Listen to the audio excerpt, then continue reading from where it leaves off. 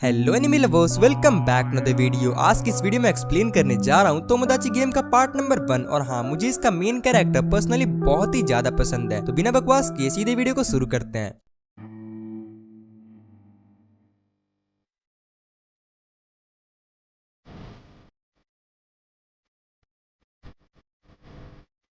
शुरुआत में हमें एक बच्चा जिसका कि नाम कातागिरी योइची है, वो न्यूज़पेपर डिलीवर करता हुआ दिखाया जाता है। जब वो सभी पेपर्स बेच देता है तो उस न्यूज़पेपर शॉप का मालिक उसे कहता है कि तुम आजकल पहले से 2 गुनी ज्यादा मेहनत कर रहे हो। योइची इस पे जवाब देता है कि मेरे पास अभी पैसे की कमी है, अगले महीने मुझे स्कूल ट्रिप पे जाना है जिसके लिए मुझे 70,000 येन चाहिए। ये अमाउंट सुन के वह बूढ़ा कहता है कि ये तो बहुत ज्यादा है, क्या तुम जाने से मना नहीं कर सकते? योइची कहता है कि सभी ने प्रॉमिस किया है साथ में जाने का। बूढ़ा पूछता है कि सभी लोग कौन? जिसपे योइची कहता है कि मेरे सभी प्यारे दोस्त। फिर हमें उसके स्कूल का सीन दिखाया जाता है। योइची ने पैसे जमा कर लिए थे और वो अपनी सीट पर बैठा होता है कि तभी उसके पास एक दूसरा स्टूडेंट सीबे आता है जो कि उसे कांग्रेचुलेट करता है, मगर फिर कहता है कि अगर तुमने मुझसे मांगा हो तब मेरे डैडी ऐसे ही तुम्हें 70,000 येन दे देते। ये सुनकर एक दूसरी स्टूडेंट सावारागी सीहो सीबे पे गुस्सा करती है ऐसा कहने के लिए, और फिर वहाँ पर उसके और 2 दोस्त मिकासा तेंजी और कोकुरु योतोरी भी आ जाते हैं। सभी लोग उसे शाबाशी देते हैं उसके इतने हार्डवर्क पर। योइची अपने मन में कहता है कि तुम सभी लोगों का धन्यवाद, आखिरकार हम सभी लोग सबसे अच्छे दोस्त और हमेशा ही दोस्त रहेंगे। कम से कम मैं तो हमेशा ऐसा ही सोचता था।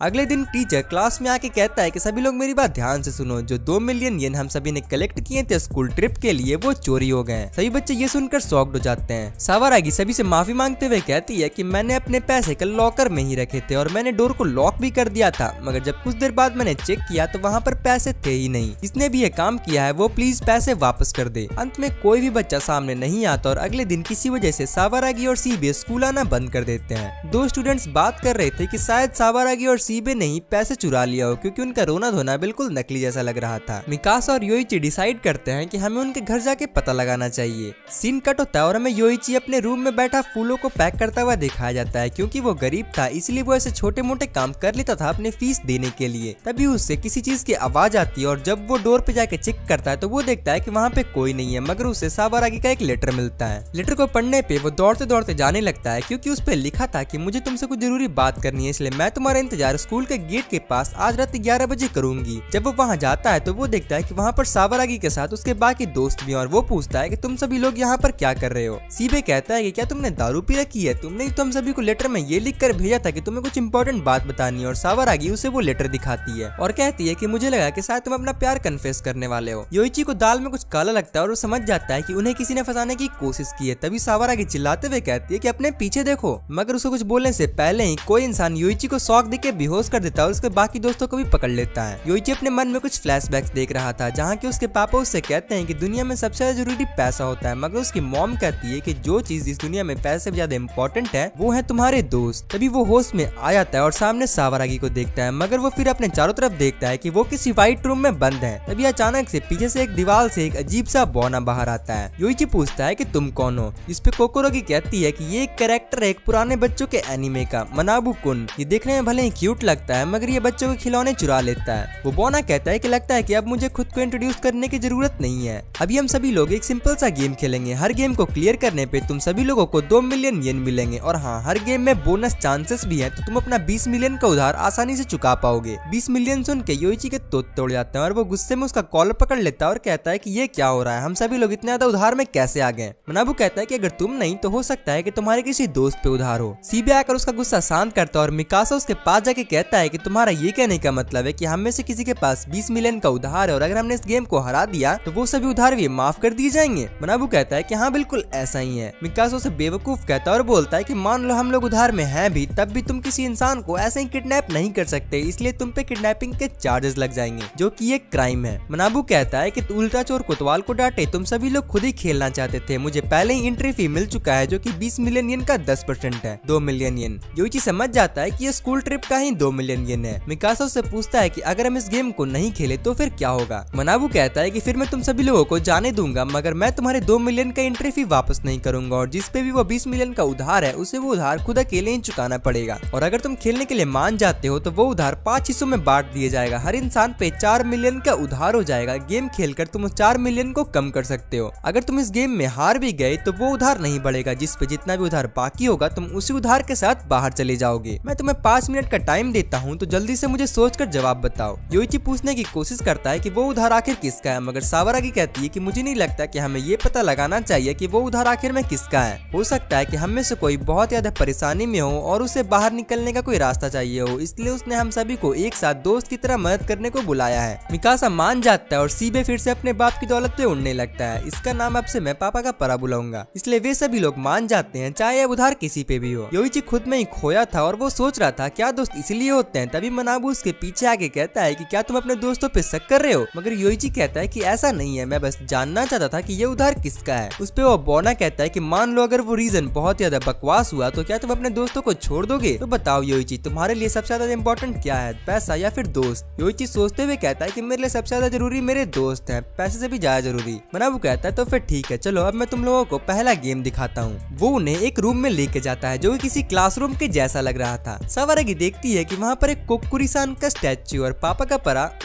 सीबे वहाँ पर रखे 10 येन के बड़े कॉइन को देखता है। उन सभी की बातों को बीच में काटते हुए मनाबू कहता है कि वहाँ पर रखे अपने नेम टैग्स उठाओ और उसके पीछे देखो। मनाबू बताता है कि उसके पीछे जो नंबर लिखा है वो तुम सभी लोगों का उधार है, यानी कि -4 मिलियन। और अगर तुमने इस गेम को क्लियर कर लिया और तुम्हारे टैग पे पॉइंट 0 हो गए तो तुम्हारा उधार भी खत्म हो जाएगा, लेकिन तुम वो नंबर किसी और को नहीं दिखा सकते। और अगर तुमने ऐसा किया तो वो जो अमाउंट है वो डबल हो जाएगा। वो सभी लोग अपने अपने नेम टैग्स को ले लेते हैं। मनाबू उनसे एक बार गेम का ट्रायल भी करवाता है। वो एक सवाल देता है और जब पांचों लोग सेम यस आंसर सोचते हैं तो वो कॉइन भी यस पे चले जाता है। पांचों दोस्तों ने अगर यस चूज किया तो कोक्कुरी-सान अपना हाथ ऊपर उठाएगी और तुम लोग गेम को जीत जाओगे। मगर अगर पांचों में से एक भी इंसान ने नो सोचा हो तो कोक्कुरी-सान माइनॉरिटी को सपोर्ट करेगी और वो कॉइन नो पे जाएगा। इस गेम में टोटल 5 क्वेश्चन है और अगर तुमने एक को क्लियर कर लिया तो तुम इस गेम को भी जीत जाओगे। और मान लो अगर पांचों के पांचों सवाल गलत हो जाएं तो वो इंसान जिसके पास सबसे ज्यादा उधार होगा उसे बाकी लोगों का उधार भी लेना पड़ेगा। और हाँ, गेम के बीच में कोई भी इंसान बोल नहीं सकता, अगर उसने बोला तो उसका उधार सीधे 2 गुना हो जाएगा। और अगर तुम चाहते हो कि इस गेम की हैप्पी एंडिंग हो तो अपने दोस्तों पे कभी भी शक मत करना। पहला सवाल मिलता है पापा के परे को, जो कि वो सवाल सभी लोगों को पढ़ के बताता है। वैसे तो सवाल बहुत ज्यादा सिंपल होता है मगर फिर भी कॉइन नो पे चले जाता है, मतलब कि किसी ने आंसर में नो चूज किया होगा यस के बजाय। इतनी सिंपल सवाल का आंसर गलत होने पे सावरागी गुस्सा हो जाती है और कुछ बोलने वाली होती है कि तभी बाकी लोग उसका मुंह पकड़ लेते हैं और उसे बोलने से रोक लेते हैं। वो अपना नेम टैग चेक करती है तो वो देखती है कि उसने कोई भी आवाज नहीं किया और सही टाइम पे उसके दोस्तों ने उसे बचा लिया। योइची सोच में पड़ जाता है कि सवाल तो इतना ज्यादा आसान था, क्या किसी ने जानबूझकर नो चूज किया था। दूसरा सवाल मिलता है सावरागी को और वो सबको पढ़ के बताती है कि क्या 1 + 1 2 होता है। योइची अपने मन में सोचता है कि हो सकता है पहले सवाल का जवाब देने में कोई बहुत ज्यादा सोच रहा हो, मगर ये सवाल तो बच्चों वाला है, हम इसे पक्का जीत जाएंगे। मगर फिर भी कॉइन नो पे चले जाता है और योइची सोच में पड़ जाता है कि ऐसा क्यों हो रहा है। वो समझ जाता है कि यहाँ पर कोई एक ऐसा इंसान है जो कि उन्हें धोखा दे रहा है, मगर उसे ये नहीं समझ में आ रहा होता है कि किस वजह के चलते, क्योंकि वो सभी तो पक्के दोस्त हैं। फिर उसे हाल फिलहाल का एक इंसिडेंट याद आता है। पापा का परा का मुंह सूजा हुआ था। योइची और मिकासा के पूछने पे वो बताता है कि मैंने सावरागी को किस करने की कोशिश की थी, मगर उसने कुछ करने से पहले ही मेरे कान के नीचे एक थप्पड़ बजा दिया। वो उन दोनों से रिक्वेस्ट करता है कि प्लीज जाके मेरे बदले उससे सॉरी बोल दो और वापस दोस्ती करवा दो। योइची मान जाता है और वो जाता है सावरागी के पास। सावरागी कहती है कि ठीक है, मैं उसे माफ कर दूंगी, मगर उसके बदले तुम्हें मुझे एक ऐसा सीक्रेट बताना होगा जो कि बाकी तीनों में से किसी को भी नहीं पता हो। योइची ऐसा करने की वजह पूछता है, मगर सावरागी कहती है कि ज्यादा मत सोचो इसके बारे में। और योइची उसे एक बात बताता है और कहता है कि प्लीज इसे किसी को मत बताना, खासकर सीबे को।